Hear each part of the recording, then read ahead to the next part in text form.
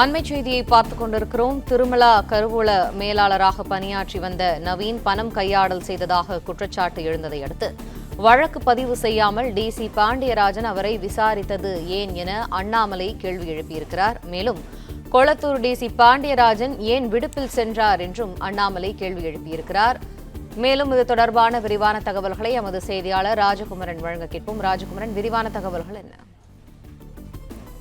கொளத்தூர் காவல் மாவட்டத்தினுடைய துணை ஆணையராக இருக்கக்கூடிய பாண்டியராஜன் என்பவர் சரியான வழக்கு கூட பதிவு செய்யாமல் கடந்த 2 வார காலமாக திருமலா பால் நிறுவனத்தினுடைய கருவூல மேலாளராக பணியாற்றிய நவீன் என்பவரை விசாரித்தார் எனவும், இந்த நிலையில் நவீன் திடீரென காலமாகி இருக்கின்றார், சடலமாக மீட்கப்பட்டிருக்கின்றார் என்றும் குறிப்பிட்டு பாஜகவின் தேசிய செயற்குழு உறுப்பினர் அண்ணாமலை இந்த பதிவினை வெளியிட்டிருக்கின்றார். அதன்படி திருமலா பால் நிறுவனத்தினுடைய கருவூல மேலாளராக பணியாற்றிய நவீன் என்பவரை கொளத்தூர் காவல் மாவட்டத்தினுடைய துணை ஆணையராக இருக்கக்கூடிய பாண்டியராஜன் என்பவர் விசாரித்து வந்திருக்கின்றார் எனவும், இந்த நிலையில் தற்பொழுது நவீன் சடலமாக மீட்கப்பட்டிருக்கின்றார் என்றும் குறிப்பிட்டிருக்கக்கூடிய அண்ணாமலை, கடந்த மாதம் 27ஆம் தேதி நவீன் மீது புகார் அளிக்கப்பட்ட நிலையில் 2 வாரங்களாக சம்பந்தப்பட்ட காவல் நிலையத்திலே வழக்கு பதிவு செய்யாமல் துணை ஆணையரை நேரடியாக விசாரித்து வந்தது ஏன் என்றும் கேள்வி எழுப்பியிருக்கின்றார். அது மட்டுமல்லாமல் நவீன் தற்பொழுது சடலமாக மீட்கப்பட்டுள்ள நிலையில் வழக்கு பதியாமல் அவரிடம் 2 வாரமாக விசாரணை நடத்தி கொண்டிருந்த காவல் துணை ஆணையர் விடுப்பில் சென்றிருப்பதும் சந்தேகத்தை எழுப்பியிருப்பதாக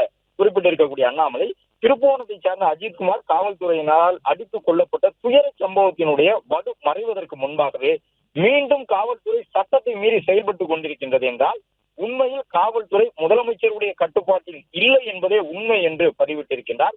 தமிழக அரசினுடைய உள்துறையை கட்டுப்பாட்டில் வைக்க இயலாமல் செயலிழந்து விட்டாரா முதலமைச்சர் என்று கேள்வி எழுப்பியிருக்கக்கூடிய அண்ணாமலை, முதலமைச்சருடைய பொறுப்பற்ற செயல்பாடுகளால் இன்னும் எத்தனை சட்ட மீறல்களை பொதுமக்கள் சகித்துக் கொள்ளப் போகின்றார்கள் என்று குற்றம் சுமத்தியிருக்கின்றார். முதலமைச்சர் தன்னுடைய நிர்வாக தோல்விகளை ஏற்றுக்கொள்ள வேண்டும் எனவும் அண்ணாமலை குறிப்பிட்டிருக்கின்றார்.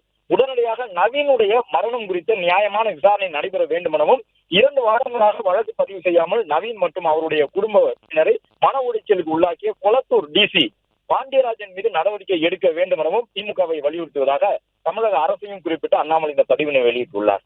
பிளே ஸ்டோர் மற்றும் ஆப் ஸ்டோரில் இருந்து பாலிமர் செயலியை QR கோடு மூலம் பதிவிறக்கம் செய்யுங்கள். செய்திகளை உடனுக்குடன் பெறுங்கள்.